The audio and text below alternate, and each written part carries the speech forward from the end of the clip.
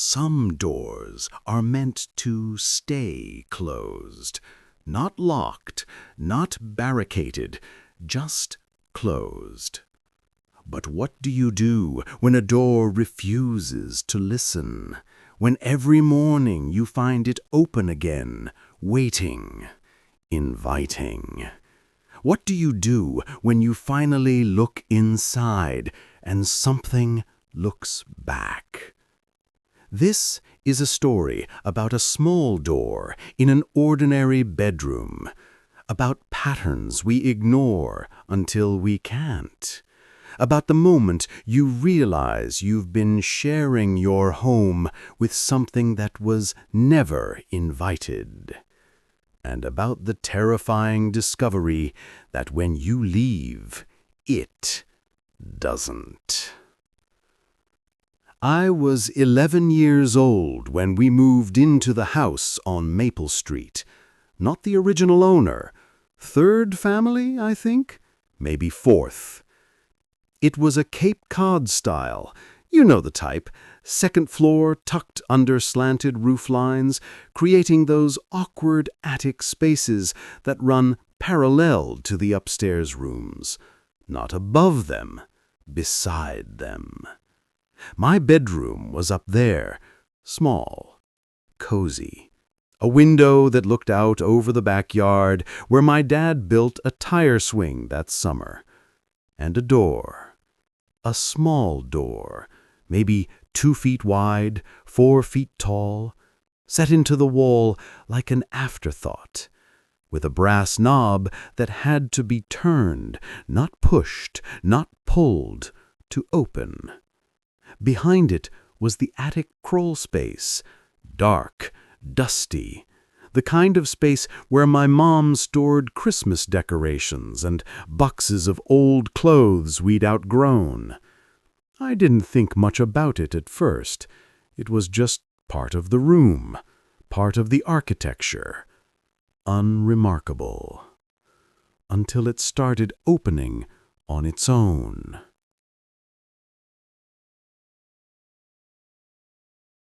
It started maybe 2 months after we moved in.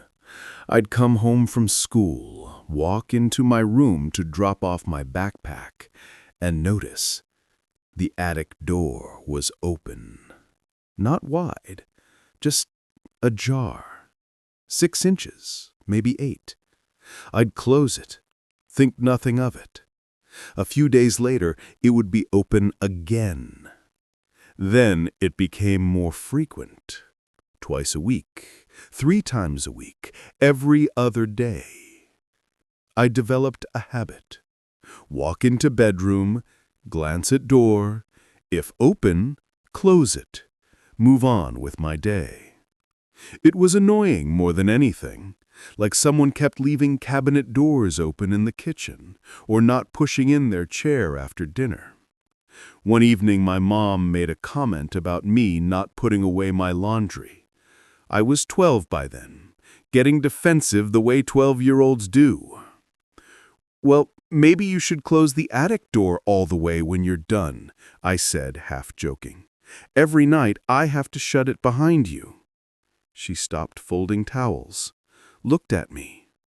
"Sweetheart, I haven't been in that attic in months. Not since we put the winter coats away." That was March. It was now October. I felt something cold settle in my stomach. "Dad," I asked that night at dinner, "do you go in my attic?" "Your attic?" he laughed. "No, buddy. Why?" "Just wondering." "Asked my older brother, Marcus." He rolled his eyes. "Why would I go in your weird little cave? I have my own room." So then, who was opening it? I became obsessed with that door, started documenting it.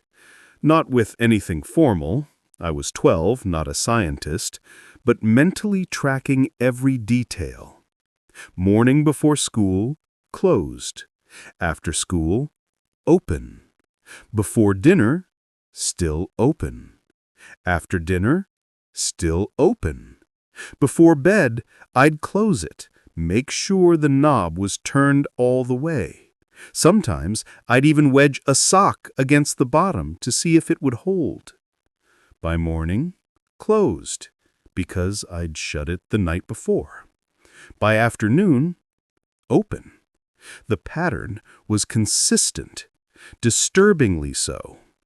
And here's what made it worse. The knob had to be turned. This wasn't a door that could swing open from a draft or settling house. You had to grip the knob, twist it, and pull. Someone or something was opening it deliberately. After 2 months of this, I decided to try something different. An experiment. I left it open. Checked before school, open. After school, still open. Before dinner, still open. Before bed, still open. I left it that way and stared at that black rectangular void in my wall before turning off my light. Tried to sleep, but my mind wouldn't stop. I don't know what time it was. Late.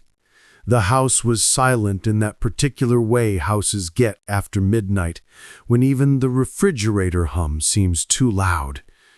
I was lying on my side, facing away from the door, eyes open, wide awake. My mind kept circling back to that open door across the room, that black space, that void. Just look, I told myself. Prove there's nothing there and go to sleep. I rolled over, focused on the darkness.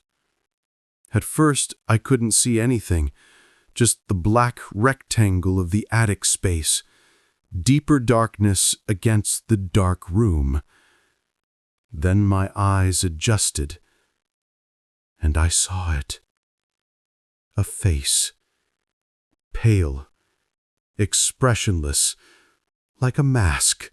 No body visible, just a face, dimly illuminated by some light source I couldn't identify, floating in the darkness, staring directly at me.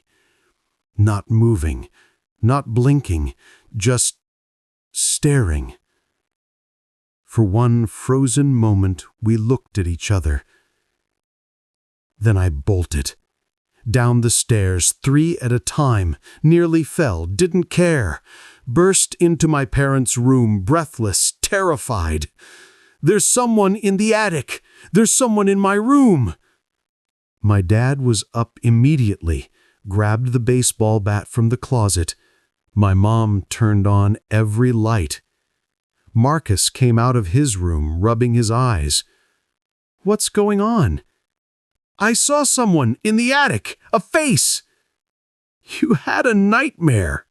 I was awake. I saw it. My dad went upstairs, checked the attic, checked every room. Windows locked, doors secure. Nothing. He came back down, shaking his head.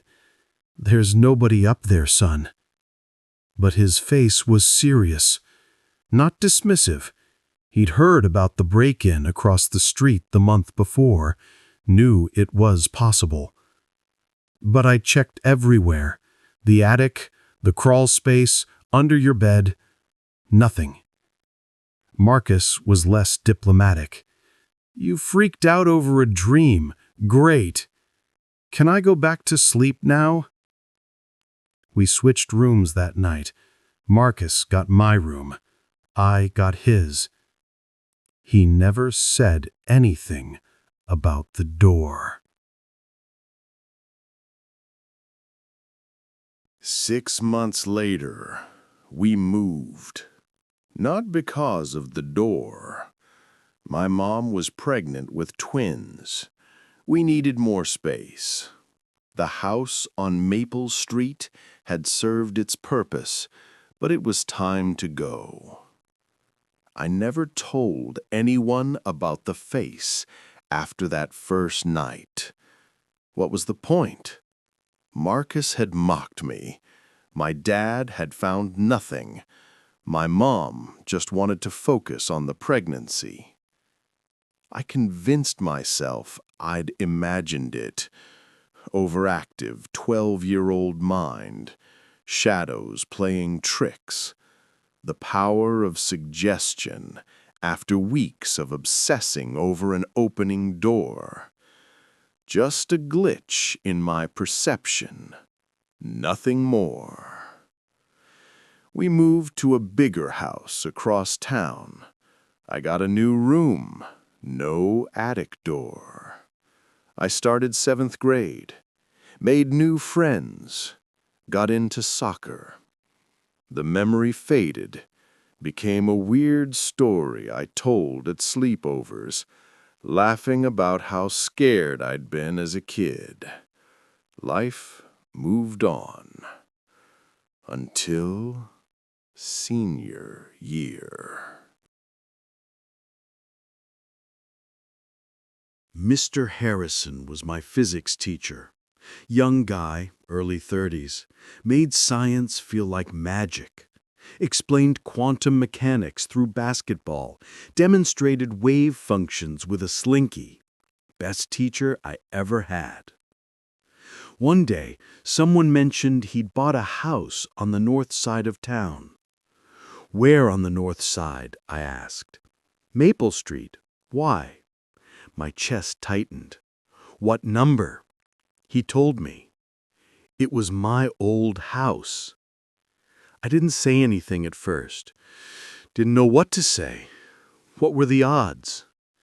But toward the end of senior year, my best friend Devin and I were doing this project, documenting the town with his dad's VHS camcorder. Mostly silly stuff, time capsule material. Devin suggested we visit my old house. Come on, man, see what they did with it. Could be cool.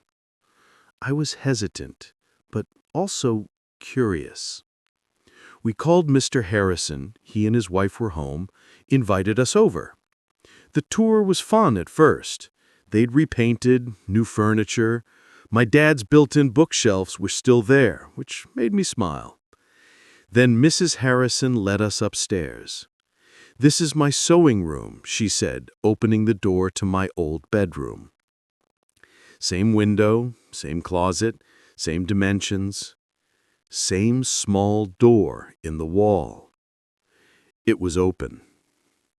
Notice anything strange about this room? I asked, trying to sound casual, joking. Her face went completely blank. Devin kept filming. What do you mean? She asked slowly. I immediately regretted bringing it up. Nothing, just, I used to have this room when I was a kid. The attic door would open sometimes. The silence that followed was deafening. She looked at her husband, who just walked in, then back at me. Every time I come up here to sew, she said quietly, that door is open. I close it. I know I close it. But next time I come up... She didn't finish. How long has this been happening? I asked. Since we moved in. But that's not the worst part.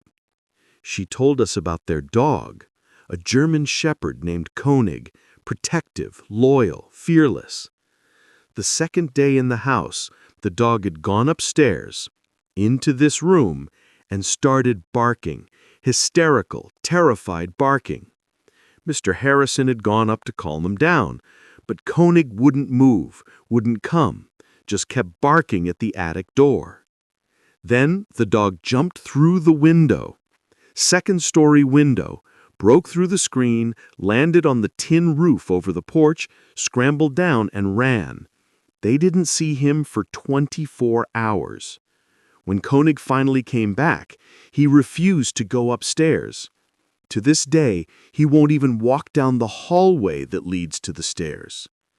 We figured he saw a squirrel or something, but honestly, we don't know. Devin's camera was still rolling. Mrs. Harrison looked at me. Did you ever See anything in the attic? I hesitated, then nodded. Once, a face just staring at me. She went very pale. "We've never looked inside," she whispered. "We just keep closing it." We left shortly after that, thanked them for the tour, drove back to Devon's house in silence. That night, I thought about showing the tape to my family, proof that I wasn't crazy, proof that Marcus had been wrong to mock me. But I didn't. Because what would it accomplish? They'd moved on. I'd moved on.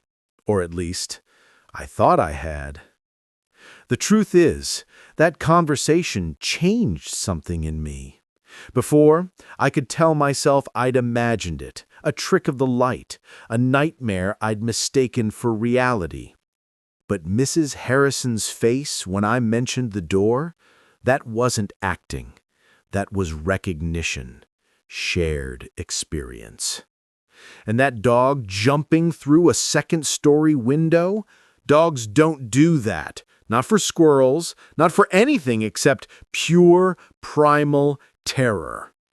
Whatever was in that attic space, it was still there. Still opening the door. Still waiting. And here's what keeps me up at night. Mrs. Harrison said every time she goes up to sew, the door is open, which means it's not opening randomly.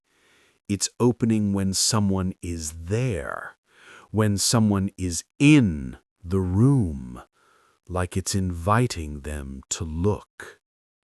I used to think belief was binary. You either believe in ghosts or you don't. The paranormal exists or it doesn't. But that's not how it works. What happened in that house didn't make me a believer. I can't say with certainty that I saw a ghost. Maybe it was a trick of light. Maybe it was something else entirely. But it did something more unsettling. It made me unable to be a non-believer. There's a difference. One is certainty. The other is doubt. And doubt stays with you. Every time I close a door now, any door, I check it twice. Make sure it's really shut. Make sure the knob is turned all the way. Because I know what it's like to have a door that won't stay closed. And I know what it's like to look inside and see something looking back. The Harrisons still live in that house. Mr. Harrison retired from teaching 3 years ago. We exchange emails sometimes, friendly, normal. I've never asked about the door, and he's never mentioned it. Some things are better left unspoken. But I wonder, late at night, when his wife is asleep and the house is quiet, does he ever go upstairs? Does he ever stand in that doorway and look into the darkness? Does he see the face? Or has he learned, like I did, that some doors should never be opened, even when they open themselves? If you've experienced something like this, doors that won't stay closed, faces in the dark, moments you can't explain, leave a comment. You're not alone. Your story matters. Hit that subscribe button for more real horror stories from people just like you. Stories that make you question what's possible. And remember, the scariest stories are the ones that happen in ordinary houses, on ordinary streets, to ordinary people. Because that means they could happen to you. Thanks for listening. Sleep well, if you can.